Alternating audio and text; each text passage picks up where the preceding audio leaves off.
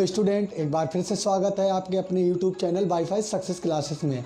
आज आपकी बायोलॉजी के पहले चैप्टर की दूसरी क्लास है। पहला वीडियो जो हमने बनाया था उसमें सिलेबस के बारे में समझाया था। अब बायोलॉजी की ये दूसरी क्लास होगी। तो हमने इससे पहले जो वीडियो आपको दिया था, जो अपलोड करके दिखाया था, तो उस वीडियो में काफ़ी अच्छा रिस्पॉन्स मिला है हमें, उसके लिए बहुत बहुत धन्यवाद। तो जो स्टूडेंट हमारे चैनल से नए जुड़ रहे हैं तो उनके लिए ये एक ज़रूरी मैसेज है कि वो बेल आइकन को पहले तो सब्सक्राइब कर लें, उसके बाद में ऑल बेल आइकन को प्रेस कर लें। और हमने उसमें जनन और अलैंगिक जनन के बारे में पिछले वीडियो में बता दिया था। तो आज अपना अगला टॉपिक है, क्योंकि क्रम वाइज चलेंगे। जैसे हम रसायन विज्ञान में क्रम वाइज चलते हैं, वैसे ही इसमें बायोलॉजी में क्रम वाइज आपको हर एक टॉपिक को प्रत्येक चैप्टर का हर एक टॉपिक क्रमानुसार पढ़ाएंगे। तो अब अपना अगला टॉपिक आ जाता है इसी में। जनन है तो अलैंगिक जनन चल रहा था, असेक्सुअल रिप्रोडक्शन। असेक्सुअल रिप्रोडक्शन कई प्रकार से होते हैं।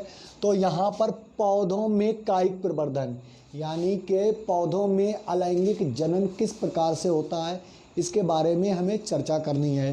पौधों में आपने देखा होगा कि अधिकतर जो पादप होते हैं, जो अपने सामान्य तौर पर हम अपने चारों ओर देखते रहते हैं, वो उन पादपों का जो प्रवर्धन होता है वो बीजों के माध्यम से कराया जाता है। ये तो हम अपने सामान्य जीवन में देखते रहते हैं कि कोई भी पादप है, उसका प्रवर्धन, उससे नई जाति के पौधे, यानी कि उसी जाति के नए पौधे जब उगाए जाते हैं तो बीजों के माध्यम से उगाए जाते हैं। लेकिन कुछ ऐसे पादप भी होते हैं जिनमें बीज पूर्ण रूप से परिपक्व नहीं होते हैं। ये कहें कि उनमें उनका भ्रूण पूर्ण रूप से परिपक्व नहीं हो पाता है, या कुछ पादप ऐसे होते हैं जिनमें बीज उत्पन्न ही नहीं होते हैं, यानी कि जो गैमीट होते हैं वो उत्पन्न नहीं होते, एम्ब्रियो उत्पन्न नहीं होते हैं। अब ऐसे पौधे या ऐसे पादप जिनके बीज उत्पन्न नहीं होते हैं या जिनके बीजों का प्रवर्धन नहीं होता, यानी अंकुरण नहीं होता है, तो उनकी फसलें हमारे जीवन में बहुत ही उपयोगी होती है और उनका अंकुरण नहीं होता है। तो उसके लिए हम क्या करते हैं? प्रवर्धन। क्या करते हैं? प्रवर्धन। उनके ही अंगों से क्या करते हैं? उन्हीं उसी की जाति का पादप को उगा लेते हैं, और यह कहलाता है कायिक प्रवर्धन। तो पहला ही आपका इसमें टॉपिक होगा पौधों में कायिक प्रवर्धन, वेजिटेटिव प्रोपोगेशन इन प्लांट्स। ठीक है, तो कायिक प्रवर्धन भी दो प्रकार के होते हैं।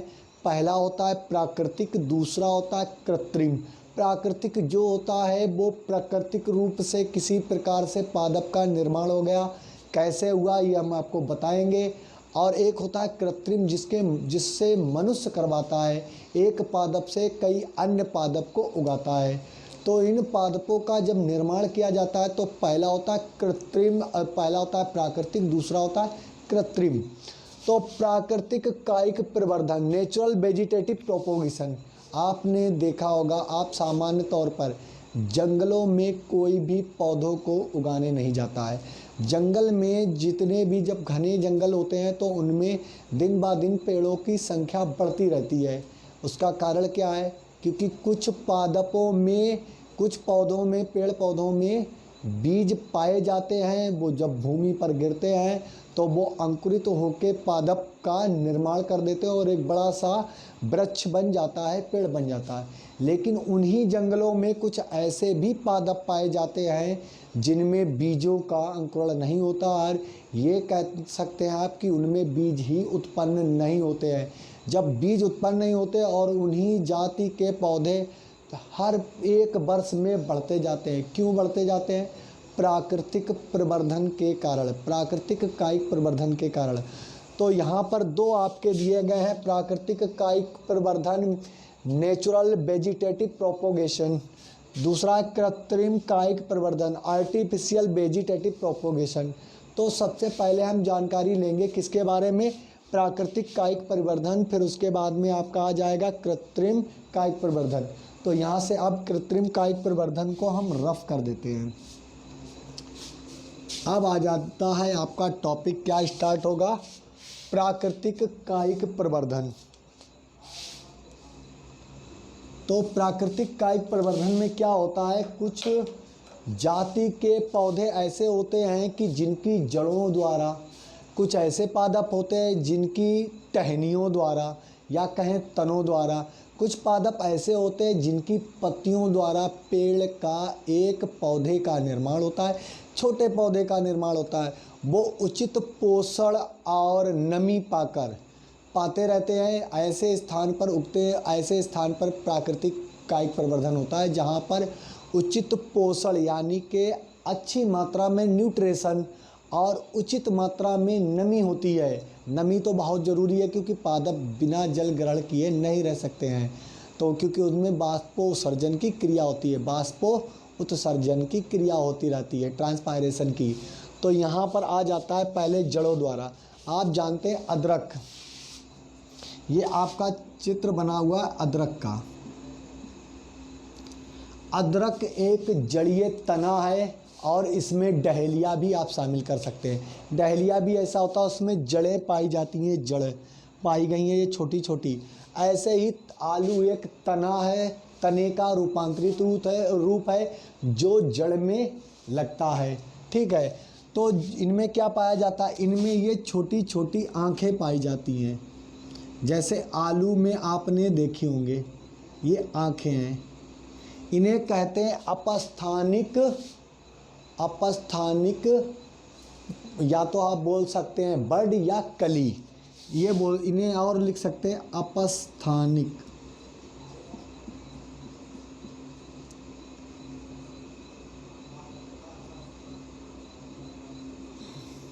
बर्ड, मुकुल, अपस्थानिक मुकुल। ऐसे ही यहाँ आलू में भी आँखें पाई जाती हैं, इन्हें भी कहते हैं आँखों को अपस्थानिक बर्ड,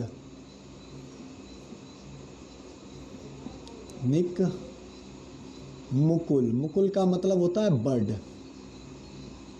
ठीक है, अब क्या करते हैं कि इस क्या प्राकृतिक रूप से ये अपने आप खेतों में कहीं ऐसी जगह पर हमने रख दिया, खुद ब खुद अपने वहीं पड़ी रही, तो क्या होता है कि इन आँखों से ये जड़ें विकसित हो जाती हैं, ये जड़ें विकसित हो जाती हैं, बड़ी बड़ी होकर भूमि के अंदर आ जाती हैं।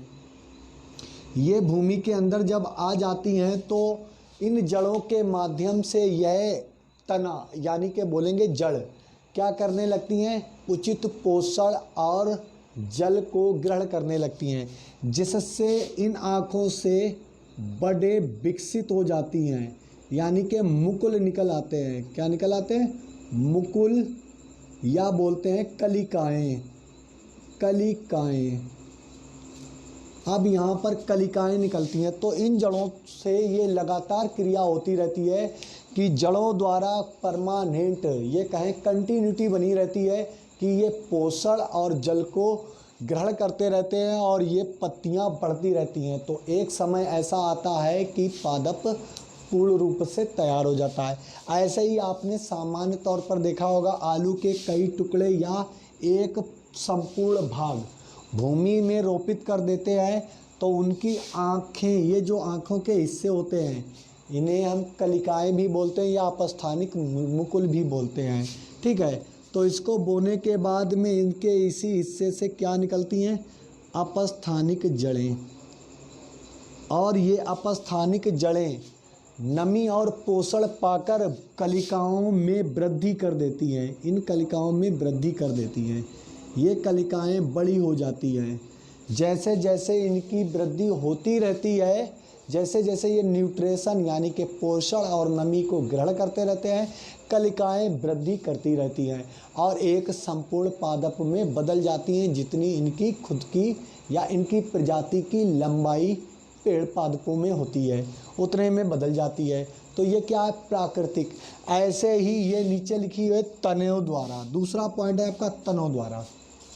इसकी टहनी पर क्या पाई जाती है, कलिकाएं पाई जाती हैं। और ये कब होता है, जब इस पर उचित मात्रा में क्लोरोप्लास्ट उपस्थित होता है। तो उचित मात्रा में, जैसे किसी ऐसे स्थान पर जहाँ कोई आता जाता नहीं है, किसी प्राकृतिक कारण से टहनी टूटकर भूमि पर गिर गई, ऐसी जगह वो टच हो गई जहाँ पर उचित मात्रा में पोषण और नमी थी। तो क्या होता है कि जो हिस्सा भूमि से टच रहता है उसमें अपस्थानिक जड़ें निकलने लगती हैं। अपस्थानिक जड़ें निकल कर भूमि के अंदर प्रवेश कर जाती हैं और ये जड़ें भूमि से क्या निकालने लगती हैं, पोषण और नमी को अवशोषित करने लगती हैं। अवशोषित करने के बाद में क्या करती हैं, ये सभी नमी और पोषण किस पर जाता है, ये कलिकाओं पर जाता है। ये कलिकाएं वृद्धि करने लगती हैं और कलिकाएं जब वृद्धि करती हैं तो धीरे धीरे ये तने में रूपांतरित हो जाती हैं, तने से एक छोटे से पादप में, और यह क्रिया कंटिन्यू जारी रहती है कि ये जड़ें पोषण को ग्रहण करती रहती हैं और ये कलिकाएं बड़े होकर एक वृक्ष में बदल जाती हैं, पादप का निर्माण करती हैं। अब आपने ये क्रिया की तो नहीं, क्योंकि मनुष्य जब करता है तो वो एक प्रक्रिया कहलाती है कृत्रिम, और ये कौन कर रहा है, एक पादप ही कर रहा है, स्वयं कर रहा है। क्योंकि ये टहनी किसी कारणवश पेड़ से टूटकर भूमि पर गिरी, भूमि से जो हिस्सा टच में रहा उससे अपस्थानिक जड़ें निकल आई नमी के और पोषण को अवशोषित करने के लिए। ऐसा आपने सामान्य तौर पर देखा होगा कि अगर कोई भी किसी भी पेड़ का अगर हरा भाग होता है और वो भूमि से टच हो जाता है तो उसके टच जो भूमि से लगा हुआ भाग होता है उससे अपस्थानिक जड़ों का विकास हो जाता है और वो जड़ें विकसित होकर भूमि के अंदर चली जाती हैं, जिससे वो नमी और पोषण पाती हैं। यदि उस पर कहीं कलिकाओं के अंश पाए जाते हैं या कलिकाएं हैं उपस्थित तो उन कलिकाओं की वृद्धि होने लगती है और धीरे धीरे वो पादप बनता है, पादप से एक पूरा वृक्ष या पेड़ बन जाता है। तो ये कैसे होता है प्रवर्धन, तनों द्वारा। कैसा हो रहा है, प्राकृतिक, ये मनुष्य द्वारा नहीं किया जा रहा है, ये प्राकृतिक हो रहा है। अब आ जाता है पत्तियाँ। सामान्य तौर पर आप देखते होंगे ज़्यादातर वृक्षों में ऐसी पत्तियाँ होती हैं जिनका क्लोरोफिल और उनमें उपस्थित क्लोरोप्लास्ट जल्दी से समाप्त नहीं होता है, तो वो पत्तियाँ किसी कारणवश जैसे टूटकर भूमि पर गिर गईं और उन पर उचित मात्रा में क्लोरोप्लास्ट उपस्थित है।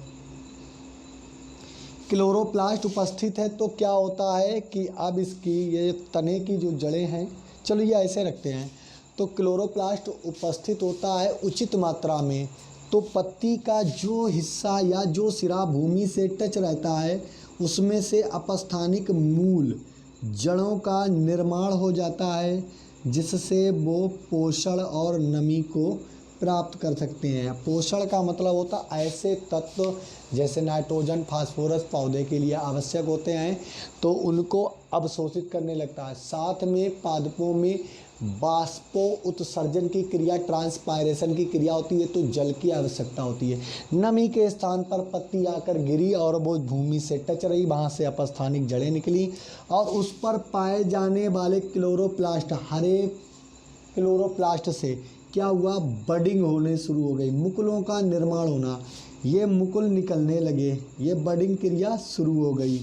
अब ये जब मुकुल निकले तो मुकुल में जब पोषण परमानेंट मिलता रहता है, मुकुल एक पादप में बदल जाते हैं, बड़े होकर पादप में बदलते हैं और पादप वृक्ष में बदल जाते हैं। तो ये इस प्रकार से होता है पादपों में कायिक प्रवर्धन। अब बताइए यहाँ पर किसी भी भ्रूण का इस्तेमाल किया गया है, मतलब बीजों का इस्तेमाल किया गया, नहीं किया गया।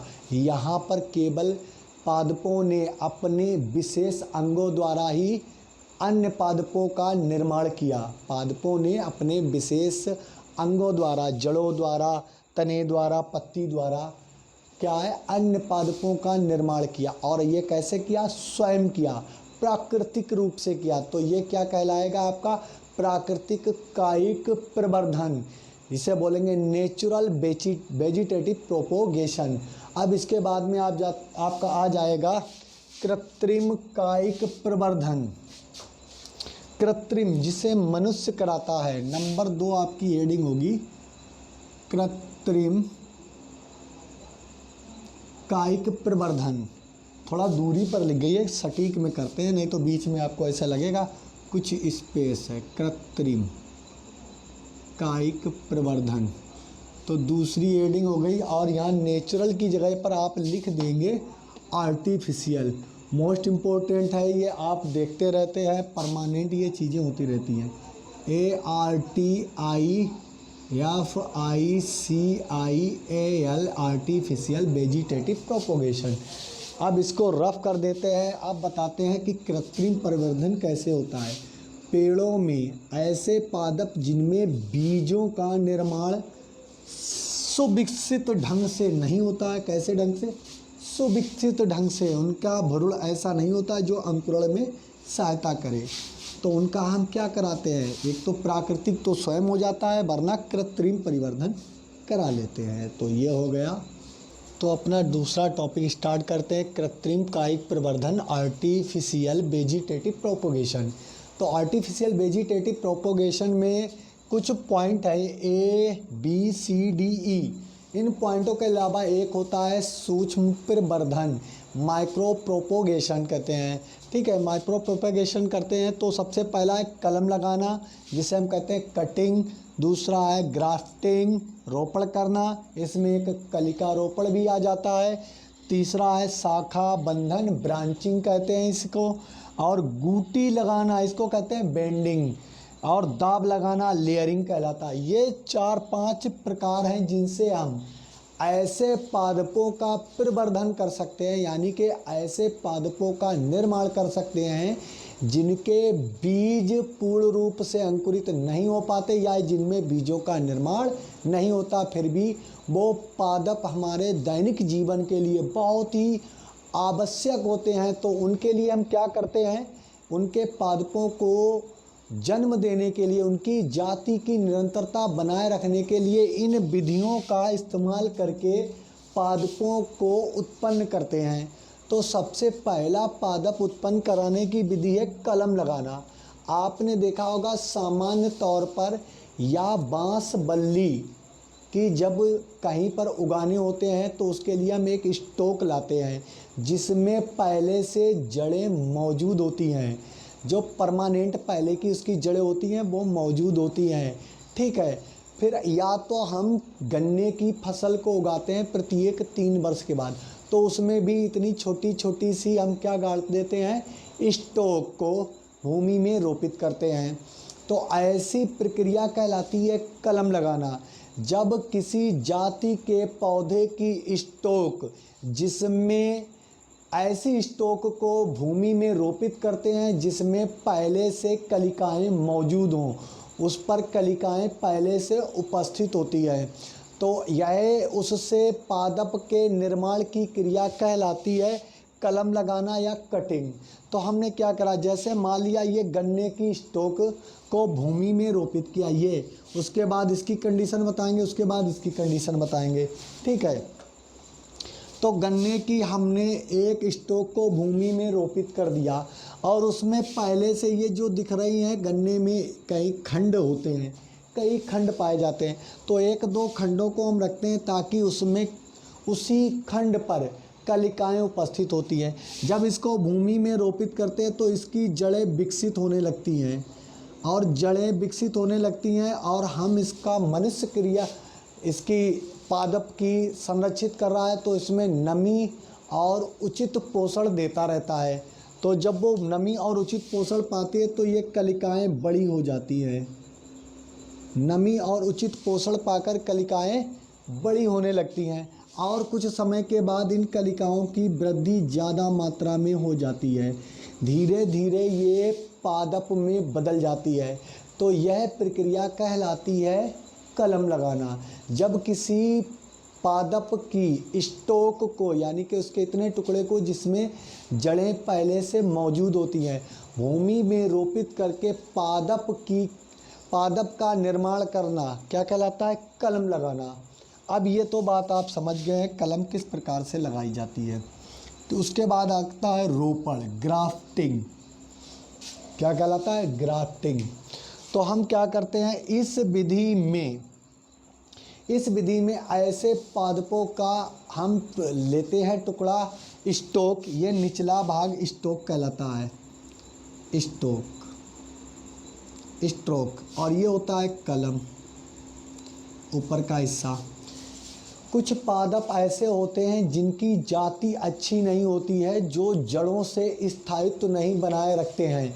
ऐसा हो सकता है कि कुछ दिनों के बाद वो भूमि से नीचे टहल जाएं, क्योंकि उनके तने में इतना कोशिकाओं द्वारा संतुलन नहीं होता है कि वो तना भूमि पर है, या कुछ दिनों के बाद उस तने में हानि हो सकती है।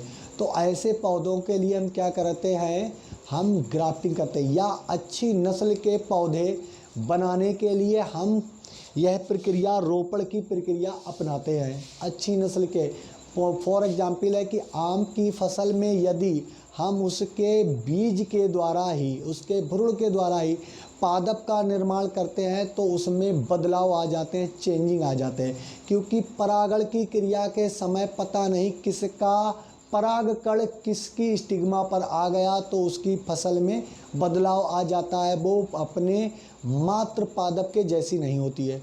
तो हमें किसी पादप की और प्रजातियां बनानी है जो अच्छी है, तो हम उसकी एक कलम लाते हैं और दूसरी स्टॉक में जो भूमि में पहले से ही रोपित होती है, भूमि में रोपित होती है, उसमें परमानेंट ऐसी जड़ें पाई जाती हैं जो पहले से मौजूद थी, जो उसके अंकुरण के समय उगी थी।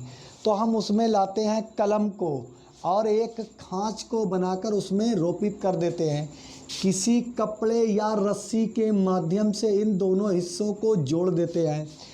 ऐसी कलम को लाते हैं जिन पर कुछ कलिकाएं मौजूद हों, क्या हो, कलिकाएं मौजूद हों, जिनसे बड का निर्माण हो सके, मुकुल का निर्माण हो सके। जैसे ये आंखें दिखाई गई हैं, ये कलिकाओं का निर्माण करेंगी। जब हम इसको किसी कपड़े या रस्सी से बांध देते हैं तो इस पर ऑक्सिन या साइटोकाइनिन, ऑक्सिन और साइटोकाइनिन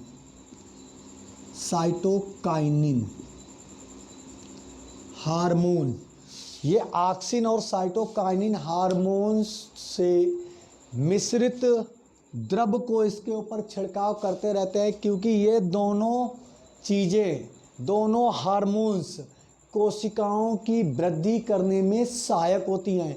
कोशिकाएं बहुत जल्दी से वृद्धि कर जाती हैं। जैसे ये कोई स्टॉक है और इसकी जड़ें जल्दी से विकसित नहीं हो रही, तो इनकी जड़ों को भिगोकर हम भूमि में रोपित करते हैं, तो जड़ों का विकास तीव्र गति से होता है, क्योंकि ये कोशिकाएं जड़ों की कोशिकाओं में वृद्धि कर देती है। ऐसे ही क्या होता है, आपने सामान्य तौर पर देखा होगा, यदि कोई ऐसी तार या कोई ऐसी वस्तु बांधे पेड़ के चारों ओर, थोड़ा टाइट करके बांधे, तो कुछ समय बाद 2 या 3 साल के बाद अगर वो किसी धातु से बांधा गया तार है, तो तार ऐसा है जो धातु का है, तो वो उस पेड़ के अंदर चला जाएगा, उसकी छाल के अंदर चला जाएगा। तो बोलेंगे कि उस पेड़ में कोशिकाओं की वृद्धि के कारण तार की लंबाई तो नहीं बढ़ सकती, लेकिन पेड़ की वृद्धि हमेशा होती रहेगी, और वृद्धि परमानेंट होती रहती है। तो वृद्धि होने से क्या होता है, वो तार उसके अंदर चला जाता है। ये आपने देखा होगा, कई स्थानों पर देखा होगा कि एक पेड़ के अंदर दूसरी कोई वस्तु समा जाती है। तो ऐसे ही होता है, जब कोशिकाएं बढ़ती हैं तो इस स्टॉक को आपस में जोड़ लेती है, और ये जड़ों द्वारा, ये स्टॉक द्वारा ये कलम न्यूट्रिशन यानी कि पोषण और जल प्राप्त करके बडों का निर्माण करती है। अब ये कलिकाएं ग्रोथ कर जाती हैं, बड़ी हो जाती हैं। आफ्टर सम टाइम के बाद ये कलिकाएं काफ़ी बड़ी हो जाती हैं कुछ समय के बाद, और एक पादप का निर्माण करती हैं, और धीरे धीरे देखते कुछ ही समय में ये स्टॉक एक पादप में बदल जाती है। तो यह क्रिया कहलाती है ग्राफ्टिंग, और इस प्रक्रिया का उपयोग हम किस में करते हैं, अंगूर की खेती, नाशपाती है, और जैसा अपना नींबू हुआ, और उसके बाद में अनार की खेती हुई, या बोले सहतूत की खेती। तो सहतूत वगैरह की हम क्या करते हैं, रोपण करते हैं, ग्राफ्टिंग करते हैं। सहतूत को डायरेक्ट नहीं लगा सकते हैं, क्योंकि उसमें बीज उत्पन्न होते हैं, लेकिन उनमें अंकुरण क्षमता नहीं पाई जाती है, वो अंकुरित नहीं हो सकते हैं। तो ये हो गया। उसके बाद में आ गया शाखा प्रबंधन, ब्रांचिंग करना है। इन दोनों को रब कर देते हैं, शाखा प्रबंधन करना है। तो क्या होता है कि एक पादप पर अन्य पादप की शाखा को जोड़कर उसके माध्यम से एक बड़ा पादप बनाने की क्रिया कहलाती है शाखा प्रबंधन। जैसे ये कोई पादप की टहनी है, ठीक है, और ये पेड़ का हिस्सा है, ठीक है। इस टहनी पर बहुत सी पत्तियां लगी हुई हैं, जैसे ये यहाँ से गई, ये पत्तियां आ गई। अब जल्दी में बनाना है क्योंकि समय ज़्यादा लग जाता है, इसीलिए चित्रों को पहले से ही बना लेते हैं। तो ये ना बनाए क्योंकि यहाँ पर ही जोड़ना है। तो ये लीजिए, ये पत्तियाँ आपकी, जैसे ये कोई पौधा लगा हुआ है जिसमें पूर्ण विकसित पत्तियाँ भी हैं और एक पादप है। ये अपने आप ही अपने बीजों को उत्पन्न करता है, नहीं करता है तो हम इसके विभिन्न तरीके इसकी जाति को संरक्षित कर लेते हैं। ये कोई पादप है, उसकी टहनी, पूरा पेड़ नहीं दिखाया। अब इसकी टहनी बहुत ही मजबूत है और इससे ये पादप की जड़ें ऐसी हैं जो बहुत ज़्यादा पोषण और नमी को अवशोषित कर सकती हैं, ठीक है। अब इस जाति के पादप को हमें किसी छोटे से पादप में लाना है। तो हम क्या करते हैं कि एक गमला होता है और उसमें किसी प्रजाति का हम पौधा लगाते हैं। एक गमला लेते हैं और किसी प्रजाति का पादप लगा लेते हैं, ठीक है। अब उस प्रजाति के पादप से शाखाएं विकसित हुई,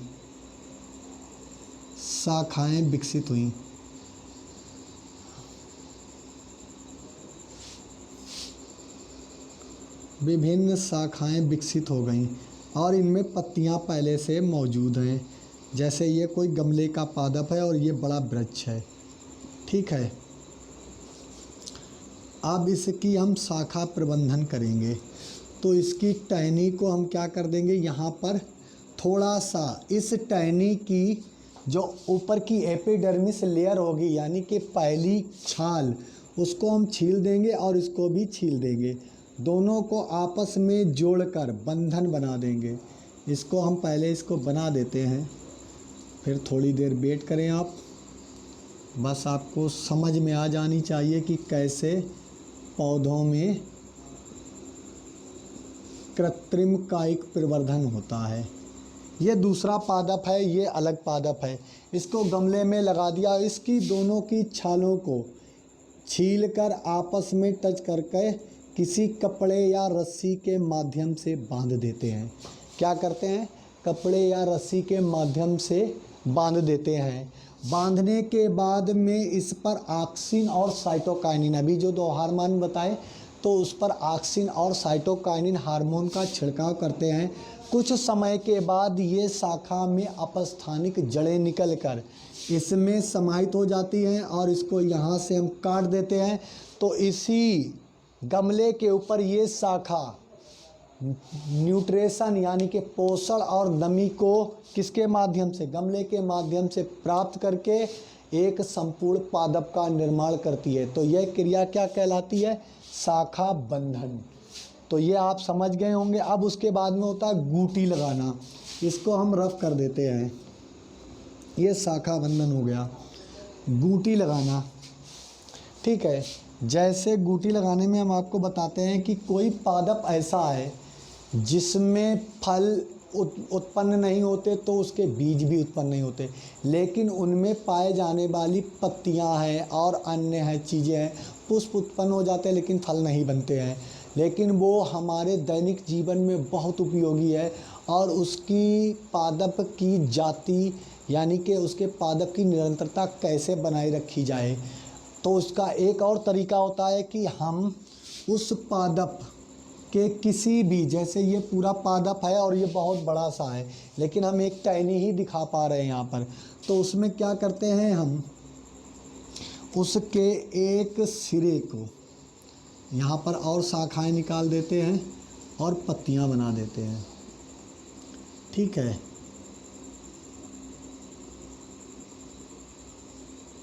तो ये बन गया आपका एक पादप।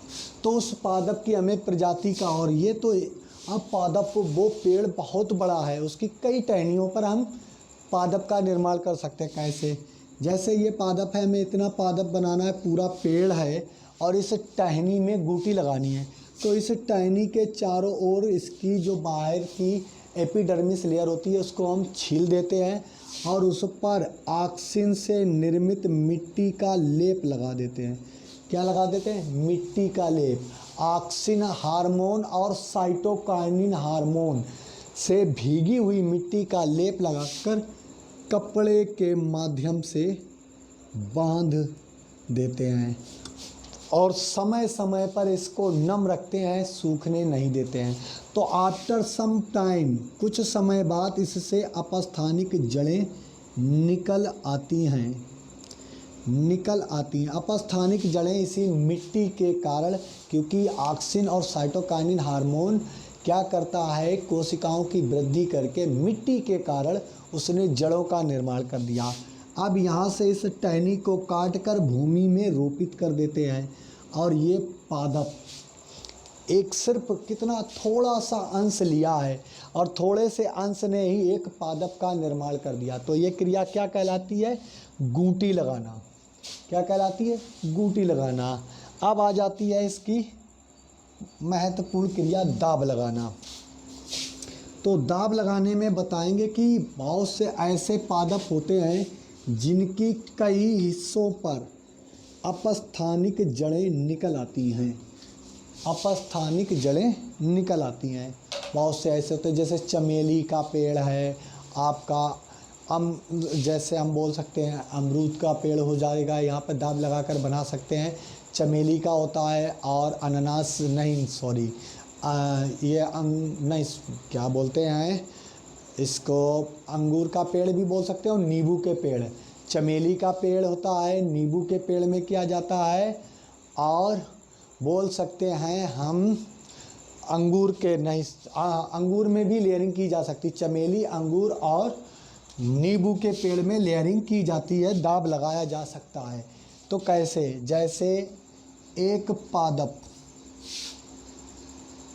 झाड़ी नुमा, जिन पेड़ों की झाड़ियाँ पाई जाती हैं झाड़ के आकार के होते हैं, जैसे कोई ये एक पादप उग गया, अब इसकी ये शाखाएं भूमि में रोपित है, ठीक, और ये भूमि का हिस्सा है। अप डाउन होता है, भूमि समतल नहीं होती है, थोड़ी से स्थान की लेंगे तो ये भूमि हिस्सा है। ये पेड़ झाड़ के नुमा है, जैसे हो सकता है कि आपका नींबू का हो और अंगूर का हो। तो ये पेड़ आपका एक झाड़ के नुमा पेड़ बन गया। देखिए, कम समय के लिए आपको बिल्कुल अच्छा सा चित्र नहीं बनाकर दिखा सकते, ठीक है। तो ये एक झाड़ नुमा पेड़ है। तो मान लिया ये अब इस समय किसका पेड़ है? अंगूर का पेड़ है। तो इसकी एक प्रजाति से हमें कई पादप बनाने हैं, तो इसकी एक शाखा को लेकर भूमि के कई हिस्सों में यहीं तक रखते हैं, ठीक है। अब इसकी एक शाखा जिस पर कई कलिकाएं पाई जाती हैं, ठीक है, और इस पर पत्तियां पहले से मौजूद हैं, ठीक है। अब इसके हम कुछ आगे की प्रक्रिया बढ़ाते हैं। जैसे इस पर कलिकाएं पाई जाती हैं, छोटी छोटी सी कलिकाएं, जहाँ से पत्तियां विकसित होने वाली हैं। तो हम क्या करते हैं कि इसकी शाखा को ज़मीन के हिस्से में थोड़ी थोड़ी जगह पर क्या करते हैं, छाल को छीलकर भूमि में रोपित कर देते हैं, दाब लगाकर बंद कर देते हैं भूमि में। ये जगह जगह पर क्या है, भूमि में दबा दिया हमने और एक लेयर बन गई, लाइन जैसी बन गई। तो इसमें लगातार हम ऑक्सिन हार्मोन और साइटोकाइनिन हार्मोन्स का मिश्रण डालते रहते हैं, तो अपस्थानिक जड़ों का निर्माण हो जाता है। अपस्थानिक जड़ों का निर्माण हो जाता है और शाखा को यहाँ से टुकड़े कर देते हैं। जैसे यहाँ से टुकड़ा आपने कर दिया या यहाँ से टुकड़ा आपने कर दिया, तो ये कलिकाएं न्यूट्रिशन पाकर क्या करेंगी, एक झाड़ का निर्माण करने लगेंगी। ये कलिकाएं न्यूट्रिशन पाकर, अब हम चाहें इसको यहाँ से काट दें, ये पेड़ अलग हो गया और ये पेड़ अलग हो गया। अगर यहाँ से अलग कर दें तो ये पौधा अलग हो जाएगा, ये अलग हो जाएगा, और यहाँ से अलग कर दें तो ये पौधा अलग हो जाएगा। तो किसी शाखा के माध्यम से उसके छाल को जगह जगह पर छीलकर भूमि में रोपित करके उसी जाति के पादप के निर्माण की क्रिया क्या कहलाती है, दाब लगाना कहलाती है, लेयरिंग कहलाती है। ठीक है, आप अब समझ गए होंगे कि कायिक प्रवर्धन द्वारा हम कैसे पौधों को संरक्षित कर सकते हैं जिनकी जातियों में बीजों और पुष्पों का उत्पन्न, फलों का उत्पन्न नहीं होता है। तो उनके विशेष अंगों द्वारा, जो अंग उनका ज़्यादा अच्छा होता है, उनके विशेष अंगों द्वारा हम क्या करते हैं, पादप का निर्माण कर लेते हैं। तो यह क्रिया कहलाती है कायिक। अगर मनुष्य द्वारा की जाती है तो कायिक, कृत्रिम कायिक प्रवर्धन बोलेंगे, आर्टिफिशियल वेजिटेटिव प्रोपोगेशन। और एक विधि और आपकी बचती है जिसे हम कहते हैं सूक्ष्म प्रवर्धन। सूक्ष्म प्रवर्धन, अब कायिक प्रवर्धन की जगह पे हम ले लेंगे सूक्ष्म प्रवर्धन। सूक्ष्म प्रवर्धन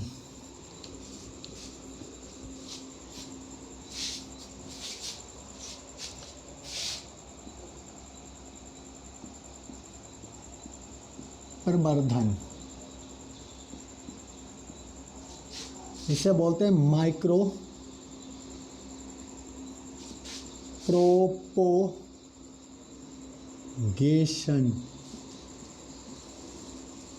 ठीक है, माइक्रो प्रोपोगेशन बोलते हैं इसको, सूक्ष्म प्रवर्धन। अब क्या करेंगे कि हम पादप को सूक्ष्म, छोटे से पादप के हिस्से को लेकर हम एक पादप का निर्माण करेंगे। क्या करते हैं कि एक परख नली लेते हैं, एक परख नली लेते हैं,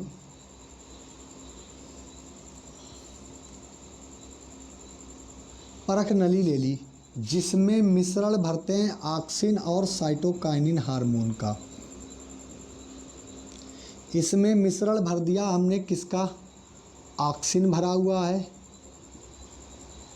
और भरा हुआ है आपका साइटोकाइनिन, तो काइनिन, ये साइटोकाइनिन दो हार्मोन्स भर दिए।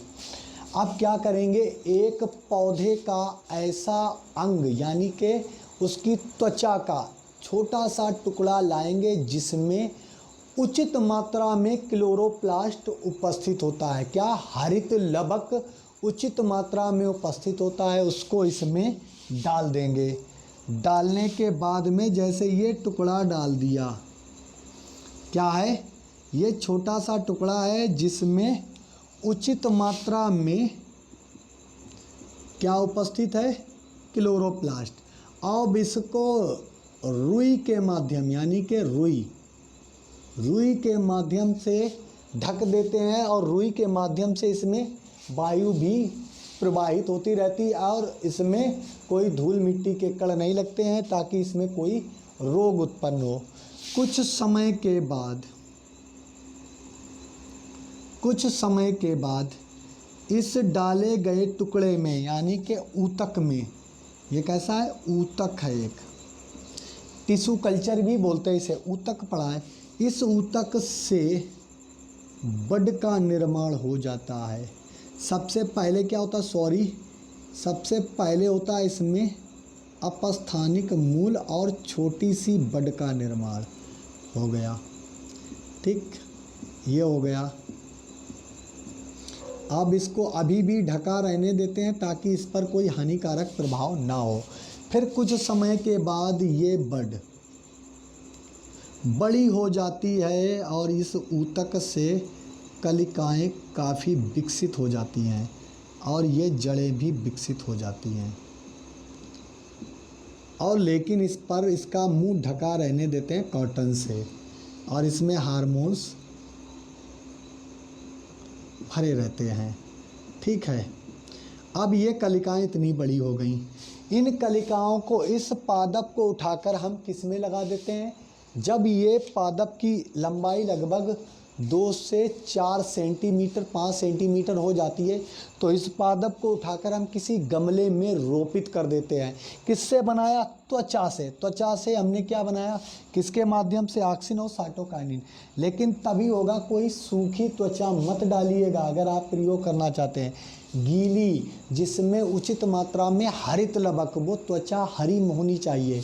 ऐसा ऊतक होना चाहिए जिसमें क्लोरोप्लास्ट उपस्थित हो, तो डालते उसमें पहले अपस्थानिक जड़ें निकलती हैं और हरित लवक से बड का निर्माण हो जाता है। बड बढ़ जाती है। अब इसको गमले में रोपित करते हैं तो जब वो 10 से 12 सेंटीमीटर का हो जाता है उसको हम भूमि में रोपित कर देते हैं।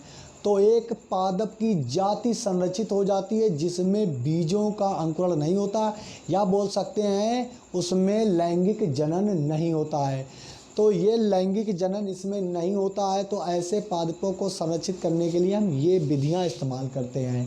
अब आ जाता है कि हम बताएंगे पादपों में अलैंगिक जनन के महत्व, लाभ और हानियां। अलैंगिक जनन के महत्व बताएंगे, लाभ और हानियां बताएंगे। तो पौधों में कायिक प्रवर्धन के बारे में आप जान चुके हैं, अब उसके लाभ के बारे में जान लेते हैं और इसके बाद में ऐसे ही आपको हानियां ही बता देंगे। तो लाभ लिख दिए हैं तो हानियों को ऐसे बता देंगे। तो लाभ के बारे में जानते हैं, क्या लाभ है इसके। तो पहला लिखा हुआ है, कायिक प्रवर्धन द्वारा पौधों की निम्न जातियों से उच्च जातियों के पादपों का विकास किया जा सकता है। आप जानते हैं ऐसा पादप हो जो ज़्यादा विकास ना करता हो, जिसमें सहनशीलता ज़्यादा ना हो, तो उसको हम अन्य पादप में रोपित करके उसका हम विकास कर सकते हैं, उच्च जाति के पादप में बदल सकते हैं। ये बात आपको बता दी थी। देखा दूसरा, केला, अंगूर, अनानास आदि के बीज अंकुरित नहीं होते। ये ऐसे फल हैं जिनके बीज अंकुरित नहीं होते, इनका प्रवर्धन कायिक जनन द्वारा किया जाता है। भाई कितने इम्पोर्टेंट है केला, अंगूर, अनानास, ये तो लाइफ के लिए कितने इम्पोर्टेंट है। अनानास से तो कई प्रकार की पेट संबंधी दवाइयाँ बनाई जाती हैं। अंगूर तो आपके सेहतवर्धक होता है और केला तो बहुत ही इम्पोर्टेंट फसल है जो सभी लोगों को पसंद आती है। ऐसी फसलों में यदि जल्दी जल्दी पादप उत्पन्न नहीं होंगे तो फसलें नहीं मिलेंगी और फल नहीं प्राप्त होंगे हम लोगों को। तो जल्दी करने के लिए क्या कराते हैं? कृत्रिम कायिक प्रवर्धन। उसके बाद में तीसरा, इस विधि में नए पादप कम समय में उत्पन्न होते हैं। इस विधि में नए पादप है वो कम समय में उत्पन्न हो जाते हैं, क्योंकि पहले से उसमें टहनी या स्टोक या कुछ वगैरह वगैरह पहले से होता है। ऐसा नहीं होता पहले बीज बोया, बीज 15 दिन में उगेगा, अंकुरित होगा, फिर उसमें कुछ मुकुल निकलेंगे, मुकुल पादप बनाएंगे, पादप से पेड़ बनेगा, तब जाके कहीं पुष्प आएंगे, पुष्प से परागण क्रिया होगी, तो बहुत समय लगता है। तो यहाँ तो पादप पहले से तैयार मिलता है और 10 जितना बड़ा हो, 10 इंच का, 12 इंच का, या तो कह सकते हैं कि 10 सेंटीमीटर का पादप लंबा पहले से ले लिया, या एक मतलब है 10-12 फीट का पादप लगा सकते हैं आप। बहुत से ऐसे होते हैं, शहतूश का फीट होता है, 10-12 फीट का लगा सकते हैं पादप। उसके बाद कायिक प्रवर्धन द्वारा उत्पन्न पादपों में फल बीज से उत्पन्न होने वाले पादपों से अधिक मात्रा में जल्दी लगते हैं। कायिक प्रवर्धन से आप यदि पौधे से फल प्राप्त करेंगे तो कायिक प्रवर्धन वाला और बीजों से अंकुरित होने वाले पादप से अधिक मात्रा में कायिक प्रवर्धन वाला पादप ज़्यादा फल देगा और जल्दी देगा, जल्दी फसल तैयार हो जाएगी। अब इसकी हानियों में आप पहले बोल सकते हैं, इस प्रवर्धन के द्वारा नई जाति का पादप नहीं विकसित किया जा सकता, उसके अंदर का डीएनए नहीं बदला जा सकता। दूसरा पॉइंट, इस प्रकार के कायिक प्रवर्धन में जो पादप उगते हैं वो मात्र पादप के बिल्कुल गुणों में समान होते हैं। ये इसकी हानियां हैं। और इसके पास ये पादप ज़्यादा फैलने में असमर्थ होते हैं। जैसे आपने देखो विशालकाय वृक्ष, बरगद के होते हैं, वो बीजों से अंकुरित होकर इतने बड़े बने तो वो विशालकाय होते हैं। लेकिन जिनका कायिक प्रवर्धन होता है उनकी नर्सरी जैसी ही रहते हैं, पादप ज़्यादा विशाल रूप में फैल नहीं पाते। और इसका पॉइंट बन जाएगा कि इस कायिक प्रवर्धन द्वारा प्राप्त पादपों का ह्रास यानी कि उनकी जाति जल्दी नष्ट हो जाती है। तो आज के लिए इतना रखते हैं, कल मिलते हैं नए टॉपिक के साथ। पौधों में या तो आपको पढ़ाएंगे मनुष्य में लैंगिक जनन या बताएंगे पादपों में लैंगिक जनन। तो मिलते हैं नेक्स्ट वीडियो में नेक्स्ट टॉपिक के साथ इसी चैप्टर के। और ऐसे ही पढ़ते रहिए। आपने बहुत सपोर्ट किया है इस बायोलॉजी के सब्जेक्ट के लिए, तो आपके लिए तत्पर तैयार हैं हम अपना वीडियो देने के लिए। और मिलते हैं नेक्स्ट वीडियो में, तब तक के लिए धन्यवाद।